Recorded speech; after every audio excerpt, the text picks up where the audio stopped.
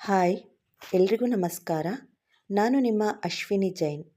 Welcome to our channel ಕನಸುಗಳ ಅಕ್ಷರಧಾರೆ. ಇದು ಅಕ್ಷರಗಳ ಆಲಾಪ. ಕಥೆಯನ್ನು ಪ್ರಾರಂಭ ಮಾಡೋಕ್ಕೂ ಮುಂಚೆ ಇನ್ನೂ ಯಾರೆಲ್ಲ ನನ್ನ ಚಾನಲ್ಗೆ ಸಬ್ಸ್ಕ್ರೈಬ್ ಮಾಡಿಕೊಂಡಿಲ್ಲವೋ ದಯವಿಟ್ಟು ಸಬ್ಸ್ಕ್ರೈಬ್ ಮಾಡಿಕೊಂಡು ಪ್ರೋತ್ಸಾಹ ನೀಡಿ. ದಯವಿಟ್ಟು ಕಥೆಯನ್ನು ಅತಿ ಹೆಚ್ಚಿನ ಸಂಖ್ಯೆಯಲ್ಲಿ ಶೇರ್ ಮಾಡಿ, ಲೈಕ್ ಮಾಡಿ ಮತ್ತು ಕಮೆಂಟ್ ಮಾಡಿ. ಕಥೆಯ ಶೀರ್ಷಿಕೆ ಈ ಜೀವ ನಿನಗಾಗಿ. ಅಧ್ಯಾಯ 5. ಮ್ಯಾಮ್, ನಿಮ್ಮ ಡೆಸ್ಟಿನಿ ರೀಚ್ ಆದ್ವಿ. ನೀವು ಒಳಗೆ ಹೋಗಿರಿ, ನಾನು ಲಗೇಜ್ ತರ್ತೀನಿ ಎಂದು ಜಂಟಲಾಗಿ ಹೇಳಿ ಕಾರ್ ಡೋರ್ ತೆರೆದ ಸಂಕಲ್ಪ. ಸುತ್ತ ಒಮ್ಮೆ ಕಣ್ಣಾಡಿಸಿದ ಕೃತಿ 1 ನಿಮಿಷ ಕಲ್ಪ್ ಎಂದು ಅವನನ್ನು ತಡೆದು, ನಾವು ಹೋಗಬೇಕಾದ ಜಾಗ ಇದು ಅಲ್ಲ. ನೀನು ಬೇರೆ ಎಲ್ಲೋ ನಮ್ಮನ್ನು ಕರೆತಂದಿರುವೆ. ಮೇ ಬಿ ವಿಳಾಸ ತಪ್ಪಿರಬೇಕು. ನನಗೆ ವಿಳಾಸ ನೆನಪಿದೆ, ನಾನು ಹೇಳ್ತೀನಿ, ಬಾ ಹೊರಡೋಣ ಎಂದಳು ಕೃತಿ.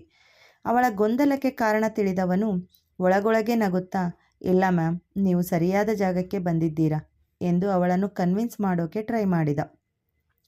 ನಿನ್ನೆಯಿಂದ ಸಂಕಲ್ಪ ಮಾತು, ವರ್ತನೆ, ನಡೆನುಡಿಗಳಿಂದ ಬೇಸತ್ತಿದ್ದ ನೀತಾ, ಏಯ್, ನಿಂಗೆ ಬುದ್ಧಿ ಸರಿ ಇಲ್ವಾ? ಅವರಿಗೆ ಅವರು ಎಲ್ಲಿ ಹೋಗಬೇಕು ಅನ್ನೋದು ಗೊತ್ತಿರಲ್ವಾ? ಅವರು ಎಲ್ಲಿ ಹೋಗಬೇಕು ಅಂತ ನೀನು ಡಿಸೈಡ್ ಮಾಡ್ತೀಯಾ? How dare you? ಅಧಿಕ ಪ್ರಸಂಗತನ ಮಾಡದೆ ಮೇಡಮ್ ಹೋಗೋ ಜಾಗಕ್ಕೆ ಕರ್ಕೊಂಡು ನಡಿ, ಇಲ್ಲ ಅಂದರೆ ನಾವೇ ಕಾರ್ ತಗೊಂಡು ಹೋಗ್ತೀವಿ. ನೆನ್ನೆಯಿಂದ ನೋಡ್ತಾ ಇದ್ದೀನಿ, ಅತಿಯಾಗಿ ಆಡ್ತಾ ಇದ್ದೀಯಾ, ಸುಮ್ಮನಿದ್ರೆ ಸರಿ ಇವಾಗ ಎಂದು ತನ್ನೆಲ್ಲ ಕೋಪವನ್ನು ಹೊರಹಾಕಿದ್ದಳು. ನೀತಾ ಮಾತು ಕೇಳಿ ಸಂಕಲ್ಪ ನಗುತ್ತಾ, ಮೇಡಮ್ ಹೋಗಬೇಕು ಅಂತ ಇರೋ ಜಾಗ ನನಗಿಂತ ಚೆನ್ನಾಗಿ ನಿಮ್ಮ ಮೇಡಮ್ಗೆ ಗೊತ್ತಾ? ನೋ ವೇ, ಸಾಧ್ಯನೇ ಇಲ್ಲ. ನಾನು ಅವರನ್ನು ಸರಿಯಾದ ಜಾಗಕ್ಕೆ ಕರೆತಂದಿದ್ದೇನೆ ಎಂದು ವಿಶ್ವಾಸದಲ್ಲಿ ಹೇಳಿದನು. ಅವನ ಮೊಂಡುವಾದ ನೋಡಿ ನೀತಾಗೆ ಮೈಯೆಲ್ಲ ಉರಿದು ಹೋಯಿತು. ಆದರೆ ಅವನ ಕಾನ್ಫಿಡೆನ್ಸ್ ನೋಡಿ ಕೃತಿಗೆ ಏನೋ ವಿಚಿತ್ರ ಭಾವ ಉಂಟಾಯಿತು. ಆದರೆ ಸರಿಯಾಗಿ ಏನೆಂದು ಹೊಳಿತಾ ಇಲ್ಲ. ಅವನ ಬಗ್ಗೆ ಎಷ್ಟೇ ನೆನಪು ಮಾಡಿಕೊಳ್ಳಲು ಟ್ರೈ ಮಾಡಿದರೂ ನೆನಪಾಗ್ತಾ ಇಲ್ಲ. ಗೊಂದಲದಲ್ಲೇ ಅವನ ಮುಖವನ್ನೇ ನೋಡುತ್ತಾ ಕುಳಿತಿದ್ದಳು. ಮೌನಕ್ಕೆ ಬ್ರೇಕ್ ಹಾಕುವಂತೆ ಮತ್ತೆ ಮಾತನಾಡಿದ ಸಂಕಲ್ಪ, ಮ್ಯಾಮ್, ಶೆಲ್ ವಿ ಗೋ ಎಂದು ಇನ್ನೂ ಏನೋ ಹೇಳುತ್ತಲಿದ್ದ.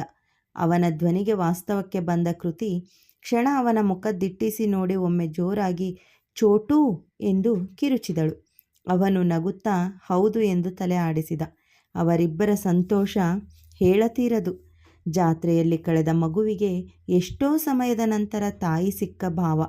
ಅಡವಿಗೆ ಮೇಯಲು ಹೋದ ಹಸು ತಪ್ಪಿಸಿಕೊಂಡು ಹೋಗಿ ಸುಮಾರು ದಿನಗಳ ನಂತರ ಹಿಂತಿರುಗಿ ಬಂದು ತನ್ನ ಕರು ಸೇರಿದ ಭಾವ. ಇಬ್ಬರ ಕಣ್ಣು ಖುಷಿಗೆ ಯಾವಾಗ ಹೊರಬೀಳುವೆವೋ ಎಂದು ಕಾತರಿಸಿ ಕುಳಿತ ಮುತ್ತಿನ ಹನಿಗಳಿಂದ ತುಂಬಿ ಹೋಗಿತ್ತು. ನೀತಾಗೆ ಮಾತ್ರ ಏನೊಂದೂ ತಿಳಿಯದು. ಇಬ್ಬರ ಮುಖವನ್ನು ಬದಲಿಸಿ ನೋಡುತ್ತಾ ನಿಂತು ಬಿಟ್ಟಳು. ಚೋಟು, ಅವಳ ಧ್ವನಿ ಖುಷಿಗೆ ಕಂಪಿಸುತ್ತಿತ್ತು. ಓಡಿ ಹೋಗಿ ಆಕೆಯನ್ನು ತಬ್ಬಿ ಹಿಡಿದು, ನನ್ನ ಮರೆತು ಬಿಟ್ಟೆ ಅಲ್ವಾ ನೀನು? ನೆನ್ನೆಯಿಂದ ನಿನ್ನ ಜೊತೆನೇ ಇದ್ದೀನಿ, ಆದರೂ ನಿಂಗೆ ನಾನು ಯಾರು ಅಂತ ಗೊತ್ತೇ ಆಗಲಿಲ್ಲ. ಎಷ್ಟೇ ಆದರೂ ಯಂಗ್ ಬಿಸ್ನೆಸ್ ಐಕಾನ್, ನಮ್ಮ ನೆನಪೆಲ್ಲ ಎಲ್ಲಿರುತ್ತೆ? ದೊಡ್ಡ ಮನುಷ್ಯರಲ್ವಾ ನೀವೀಗ? ಅಳುತ್ತಲೇ ಮಗು ತಾಯಿಗೆ ಪಿರಾದು ಒಪ್ಪಿಸೋ ಹಾಗೆ ಅವಳ ಬಗ್ಗೆ ಅವಳ ಬಳಿಯೇ ಕಂಪ್ಲೇಂಟ್ ಮಾಡ್ತಾ ಇದ್ದ ಸಂಕಲ್ಪ. ಅವನ ಮಾತು ಕೇಳ್ತಾ ಇದ್ದ ಕೃತಿಗೆ ಚಿಕ್ಕ ಮಗು ಚಾಕ್ಲೇಟ್ ಕೊಡಿಸಿಲ್ಲ ಅಂತ ಹಠ ಮಾಡ್ತಾ ಇದ್ದ ಹಾಗೆ ಅನ್ನಿಸ್ತಾ ಇತ್ತು. ಅವನೊಟ್ಟಿಗಿನ ಅವಳ ಬಾಂಧವ್ಯವೂ ಅಂಥದ್ದೇ. ಅವಳು ತಾನೂ ಏನು ಕಡಿಮೆ ಇಲ್ಲ ಎನ್ನುವಂತೆ ಪುಟ್ಟ ಮಗು ಥರ. ನೆನ್ನೆಯಿಂದ ಒಂದು ಸಾರಿನೂ ನಾನೇ ನಿನ್ನ ಚೋಟು ಅಂತ ಬಂದು ಮಾತಾಡ್ಸೋಕೆ ಆಗಲಿಲ್ಲ ಅಲ್ವಾ ನಿಂಗೆ ಅಂತ ಅವನದೇ ತಪ್ಪು ಅನ್ನೋ ಹಾಗೆ ಅವಳೂ ವರದಿ ಮಾಡಿದಳು.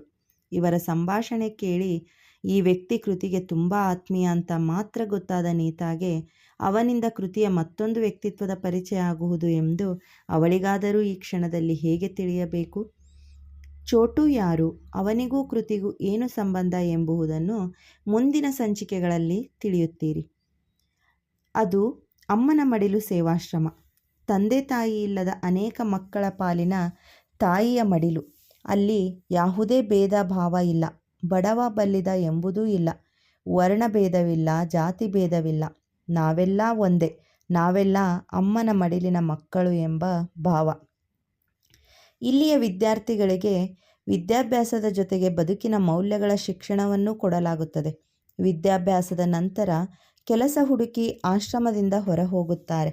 ಅವರಿಗೆ ಕೆಲಸ ಸಿಗುವ ತನಕ ಅವರ ಸಂಪೂರ್ಣ ಜವಾಬ್ದಾರಿ ಮಡಿಲಿನದೇ. ಹಾಗೆ ಕೆಲಸ ಸಿಕ್ಕು ಹೊರಹೋದ ಮಕ್ಕಳು ತಮ್ಮ ಭವಿಷ್ಯ ರೂಪಿಸಿಕೊಳ್ಳುವುದರ ಜೊತೆಗೆ ತಮ್ಮ ದುಡಿಮೆಯ ಇಂತಿಷ್ಟು ಭಾಗವನ್ನು ಪ್ರತಿ ತಿಂಗಳು ಆಶ್ರಮದ ನಿರ್ವಹಣೆಗೆ ಕೊಡಬೇಕು. ಇದು ಅಲ್ಲಿಯ ನಿಯಮ. ಹಾಗಾಗಿ ಅವರು ಹೊರಗಿನವರ ಯಾರ ನೆರವನ್ನೂ ಬಯಸರು. ಇದು ಒಂದು ರೀತಿ ಸ್ವಾಭಿಮಾನ ಹಾಗೂ ಮಕ್ಕಳಲ್ಲಿ ಕರ್ತವ್ಯದ ಪಾಠ ಮಾಡಿದಂತೆ ಎಂಬುದು ಅಲ್ಲಿಯವರ ಅಭಿಪ್ರಾಯ. ಕೃತಿ ಈಗ ನೋಡುತ್ತಿರುವ ಆಶ್ರಮದ ಚಿತ್ರಣ ಸಂಪೂರ್ಣ ಬದಲಾಗಿದೆ. ಯಾವುದೂ ಮುಂಚಿನಂತೆ ಇಲ್ಲ. ಆಗಿನಕ್ಕಿಂತ ಈಗ ಎಲ್ಲ ರೀತಿಯಿಂದಲೂ ಸುಸಜ್ಜಿತವಾಗಿ ಆಧುನೀಕರಣ ಹೊಂದಿದೆ. ಹಾಗಾಗಿ ಕೃತಿ ಬಂದ ಕೂಡಲೇ ಆಶ್ರಮವನ್ನು ಗುರುತಿಸುವಲ್ಲಿ ವಿಫಲ ಆಗಿದ್ದು. ಕೃತಿಗೂ ಈ ಆಶ್ರಮಕ್ಕೂ ಏನು ಸಂಬಂಧ ಎಂಬುದು ಅವಳ ಗತಕಾಲದ ಕಥೆಯಲ್ಲಿ, ಅಂದರೆ ಮುಂದಿನ ಭಾಗಗಳಲ್ಲಿ ತಿಳಿಯುತ್ತದೆ. ಕೃತಿ ಏನು ಈ ಆಶ್ರಮಕ್ಕೆ ಹೊಸಬಳಲ್ಲ. ಆದರೆ ಅವಳ ಬದುಕಲ್ಲಿ ನಡೆದ ಕೆಲವು ಘಟನೆಗಳಿಂದಾಗಿ ಹಾಗೂ ಅವಳ ಬದುಕು ಪಡೆದ ಮಹತ್ತರ ತಿರುವುಗಳಿಂದಾಗಿ ಅವಳಿಗೆ ಆಶ್ರಮದೊಟ್ಟಿಗಿನ ಬಾಂಧವ್ಯ ಕಡಿದು ಹೋಗಿತ್ತು.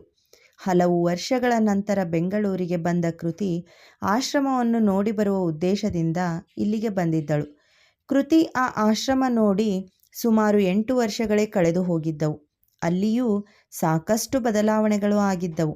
ಅಲ್ಲಿಯ ಸಿಬ್ಬಂದಿಗಳು ಎಲ್ಲರೂ ಹೊಸಬರೇ. ಹಾಗಾಗಿ ಅವಳನ್ನು ಅಲ್ಲಿ ಯಾರೂ ಗುರುತಿಸಲಿಲ್ಲ. ಎಲ್ಲ ಮಕ್ಕಳಿಗೂ ತಾವು ತಂದ ಬಟ್ಟೆ, ಬುಕ್ಸ್, ಸ್ಕೂಲ್ ಬ್ಯಾಗ್, ಅವರ ಅಗತ್ಯ ವಸ್ತುಗಳು, ಆಟಿಕೆ, ಹಣ್ಣು ಎಲ್ಲವನ್ನೂ ಸ್ವತಃ ಕೃತಿ, ನೀತಾ ಹಾಗೂ ಚೋಟು ಸೇರಿ ಹಂಚಿದರು. ಚೋಟು ಅಲ್ಲಿದ್ದವರಿಗೆಲ್ಲ ಚಿರಪರಿಚಿತ. ಹಾಗಾಗಿ ಕೃತಿ ಅಲ್ಲಿ ಅವನ್ನೆಲ್ಲ ಹಂಚುವುದು ಕಷ್ಟ ಆಗಲಿಲ್ಲ.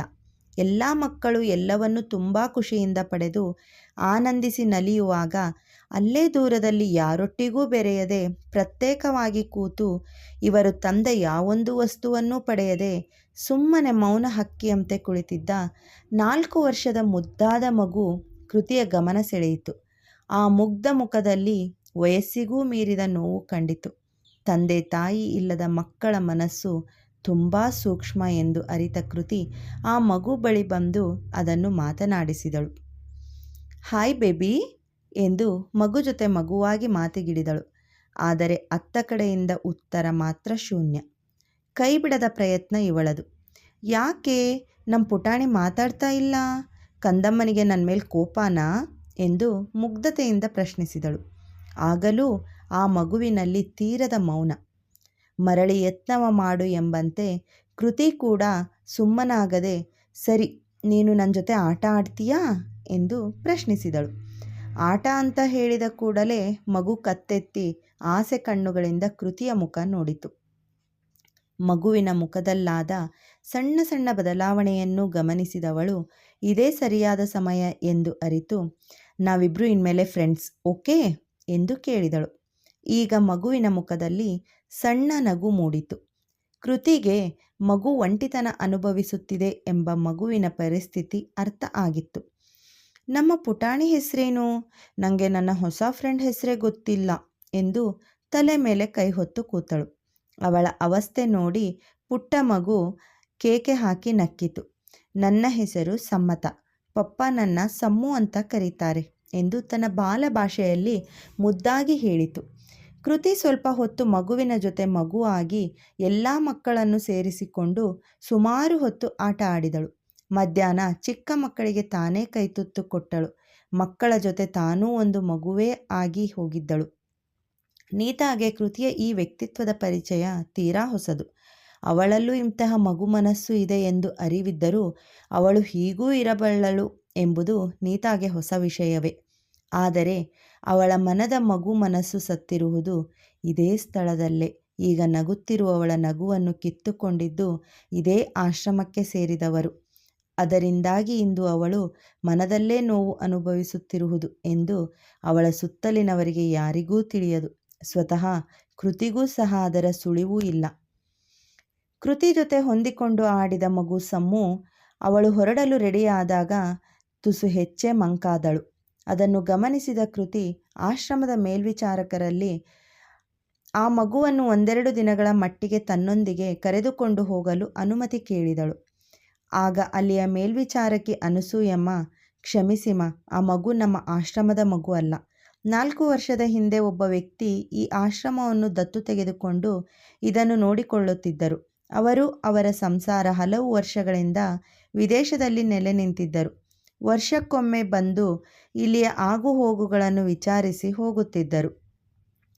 ಕಳೆದ ತಿಂಗಳು ಅವರು ವಿದೇಶದಿಂದ ಮರಳಿ ಇಲ್ಲಿಗೆ ಬಂದಿದ್ದಾರೆ. ಅವರೊಬ್ಬ ಡಾಕ್ಟರ್. ಅವರಿಗೆ ಇಲ್ಲಿ ತಮ್ಮವರು ಅಂತ ಯಾರೂ ಇಲ್ಲ. ಒಂದೆರಡು ದಿನ ದೆಹಲಿಯಲ್ಲಿ ಯಾವುದೋ ಸೆಮಿನಾರ್ ಇದೆ, ಮಗುನ್ನ ಜೊತೆ ಕರೆದುಕೊಂಡು ಹೋದರೆ ಚಿಕ್ಕ ಮಗು ಸಂಭಾಳಿಸೋದು ಕಷ್ಟ ಅಂತ ನೆನ್ನೆ ಬಂದು ಮಗುನ್ನ ಇಲ್ಲಿ ಬಿಟ್ಟು ಹೋಗಿದ್ದಾರೆ. ಹೊಸ ಜಾಗ, ಹೊಸ ಮುಖಗಳು. ಆ ಮಗುಗೆ ಇಲ್ಲಿ ತುಂಬ ಕಷ್ಟ ಆಗ್ತಾ ಇರಬಹುದು. ಯಾಕೋ ಬೇರೆ ಯಾವ ಮಕ್ಕಳೊಂದಿಗೂ ಸಹ ಆ ಮಗು ಬೆರೆಯುತ್ತಿಲ್ಲ. ಬಹುಶಃ ಮನೆಯಲ್ಲಿ ಬೇರೆ ಯಾರೂ ಇದ್ದಂತಿಲ್ಲ. ಹಾಗಾಗಿ ಅನಿವಾರ್ಯ ಕಾರಣದಿಂದ ಒಂದೆರಡು ದಿನದ ಮಟ್ಟಿಗೆ ಇಲ್ಲಿ ಬಿಟ್ಟು ಹೋಗಿದ್ದಾರೆ. ನಾವು ಆಶ್ರಮದ ಸಿಬ್ಬಂದಿಗಳು ನಿನ್ನೆಯಿಂದ ಎಷ್ಟು ಮಾತನಾಡಿಸಲು ಪ್ರಯತ್ನಿಸಿದರೂ ಆ ಮಗುವಿನದು ಮೌನವೊಂದೇ ಉತ್ತರ. ಇಂದು ನಿಮ್ಮೊಂದಿಗೆ ಅವಳು ಇಷ್ಟು ಬೆರೆತಿದ್ದು ನೋಡಿ ನಮಗೆ ಆಶ್ಚರ್ಯ ಆಯಿತು ಎಂದು ಹೇಳುತ್ತಾರೆ. ಅವರ ಮಾತು ಕೇಳಿ ಕೃತಿಗೆ ಮಗುವಿನ ಪರಿಸ್ಥಿತಿ ನೆನೆದು ಬೇಸರ ಆಗುತ್ತದೆ. ಹಾಗಾಗಿ ಮತ್ತೆ ಅವರೊಟ್ಟಿಗೆ ಮಾತನಾಡಿ, ಅವಳ ತಂದೆ ಊರಿಂದ ಬರುವ ತನಕ ಸಮ್ಮು ತಮ್ಮೊಂದಿಗೆ ಇರಲಿ. ಇವರ ತಂದೆ ಬಂದ ಕೂಡಲೇ ಅವಳನ್ನು ಸ್ವತಃ ತಾನೇ ಕರೆತರುವುದಾಗಿ ಹೇಳುತ್ತಾಳೆ. ಅನಸೂಯ ಅವರಿಗೂ ನಿನ್ನೆಯಿಂದ ಯಾರೊಂದಿಗೂ ಬೆರೆಯದ ಮಗು ಇಂದು ಕೃತಿ ಜೊತೆ ಬೆರೆತಿದ್ದು ನೋಡಿ ಅದು ಒಳ್ಳೆಯ ಆಲೋಚನೆ ಅನಿಸುತ್ತದೆ. ಆದರೂ ಅವರ ತಂದೆಯ ಒಪ್ಪಿಗೆ ಇಲ್ಲದೆ ಕಳಿಸುವುದು ಹೇಗೆ ಎಂದು ಯೋಚಿಸುತ್ತಾರೆ. ಅವರು ಹಿಂಜರಿಯುವುದನ್ನು ನೋಡಿದ ಕೃತಿ ತಾನೇ ಮಾತನಾಡಿ, ನೋಡಿ, ನೀವು ಅವರ ತಂದೆಗೆ ಕಾಲ್ ಮಾಡಿ ಇರೋ ವಿಷಯ ತಿಳಿಸಿ. ಬೇಕಿದ್ರೆ ನಾನು ಕೂಡ ಅವರೊಂದಿಗೆ ಮಾತನಾಡುತ್ತೇನೆ. ಅವರು ಒಪ್ಪಿಗೆ ಕೊಟ್ಟರೆ ಮಾತ್ರ ನಾನು ಸಮ್ಮುನ ಕರೆದೊಯ್ಯುವುದು ಎಂದು ಹೇಳಿದಳು. ತಾನು ಹೇಳದೆ ತನ್ನ ಪರಿಸ್ಥಿತಿ ಅರ್ಥ ಮಾಡಿಕೊಂಡ ಕೃತಿ ಬಗ್ಗೆ ಅನಸೂಯ ಅವರಿಗೆ ಹೆಮ್ಮೆ ಅನಿಸುತ್ತದೆ. ಸರಿ ಎಂದು ಸಮತಾ ಪಪ್ಪನಿಗೆ ಕರೆ ಮಾಡಿ ನಿನ್ನೆಯಿಂದ ನಡೆದ ಎಲ್ಲವನ್ನೂ ವಿವರಿಸಿ ಕೃತಿ ಹೇಳಿದ ವಿಷಯವನ್ನೂ ತಿಳಿಸುತ್ತಾರೆ. ಯಾರೋ ಒಬ್ಬ ಅಪರಿಚಿತ ವ್ಯಕ್ತಿ ಬಂದು ತಮ್ಮ ಮಗುವನ್ನು ಕರ್ಕೊಂಡು ಹೋಗ್ತೀನಿ ಅಂದ ತಕ್ಷಣ ಅವರೊಂದಿಗೆ ತನ್ನ ಮಗಳನ್ನು ಕಳಿಸಿಕೊಡಲು ಯಾವ ತಂದೆಯೂ ಧೈರ್ಯ ಮಾಡರು.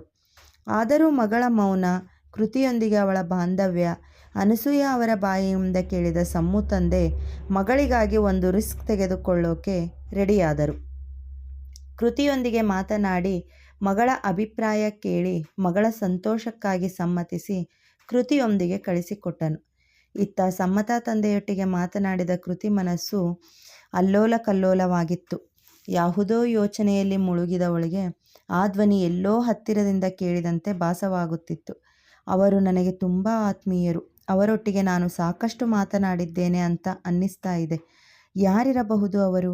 ಯಾಕೋ ಮನಸ್ಸಿಗೆ ಏನೋ ಒಂದು ರೀತಿ ಹಿಂಸೆ ಆಗುತ್ತಿದೆ. ಏನಾಗುತ್ತಿದೆ ಅಂತಾನೇ ತಿಳಿತಾ ಇಲ್ಲ.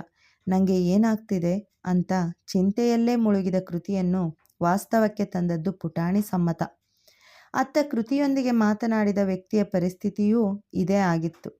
ಯಾರದು ಎಂದು ಯೋಚನೆಯೊಳಗೆ ಮುಳುಗಿದ.